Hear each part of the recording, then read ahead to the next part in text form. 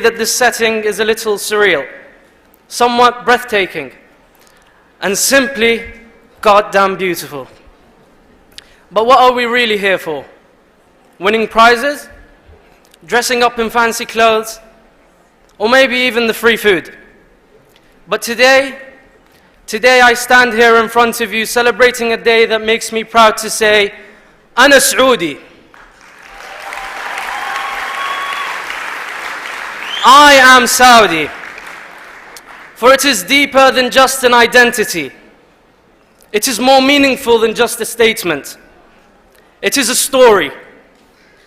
A story of one man who battled through adversity, who did not give in to hardship, a man who believed in destiny and love.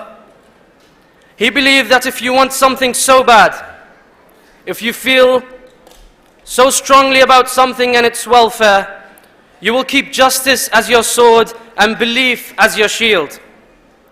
But ladies and gentlemen, take a second and think about how we once tried to make something work, how difficult it was.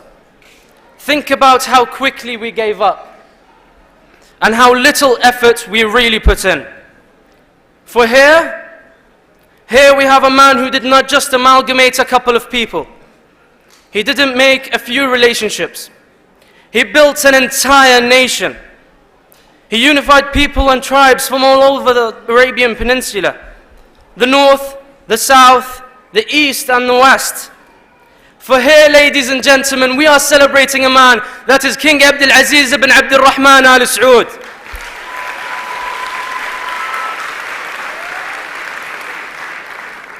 And I personally feel this poem speaks 1,000 words of how our kingdom was to be, titled The Recapture of Riyadh.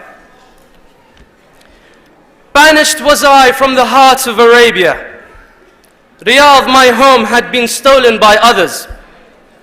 Banished was I, my father and mother, brothers and sisters deprived of our birthright.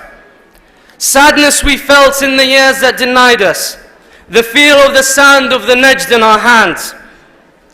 Kindness we found in Kuwait beyond measure, but kindness alone could not cure the pain of living in exile, a life without pleasure. For pleasure not nurtured in honor will wither. I knew from the earliest years of my living that I must return to the place of my birth. They told me that only my death would await me, but fear is a far harsher master than death. They warned of the dangers of crossing the desert, but it was a desert that had given me breath. They asked how a lad could recapture a city when put to the sword what my pride would be worth. I asked how the seed lying dry in the sand at the first taste of rain can emerge from the earth. For who will ride at my side on this perilous venture?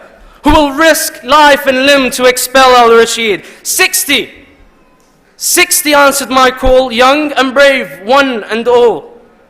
With all of our strength, we will give what you need. We will stand by your side when the battle is joined, for until each of us falls or Riyadh is freed. It was not for the glory that we rode from Kuwait. We held faith as our shield and justice as our sword. I sought to regain the land of my fathers, but in all I differed to the will of the Lord. We rode towards Riyadh with banners unfurled, putting trust in the God who created the world. Through a cold Ramadan, we encamped in the desert. We fasted 1 month in the village of Harada, far away from the eyes of those who might think that folly could lead us to try and take Riyadh. When the fasting was over, I summoned my kinsmen. Without hesitation, they answered my call. For like shadows slip over sand dunes at sunset, we gathered in silence beneath Riyadh's walls. On that night long ago, when the time came to act, I knew in my heart what it was to be free. For the greatest good fortune for a man is to know he has reached for the best he can be. For whatever might follow that cold, moonless night, we would know that we had fought for a cause that was right. I chose from my band a mere handful of men. Each one read the risks from the look in my eyes. We scaled the walls under the cover of darkness. We watched for the sun to put light in the skies. Outnumbered, we knew that our hope of success must depend in the end on our use of surprise. For it is true. It is true, if you strike off the head of a man or an army, the battle is won. We faced a garrison that was ready to crush us. Such odds left no question. Such odds left no question what had to be done. For the fate of the Emir of Riyadh was sealed. He must die for the wounds of Al Saud to be healed.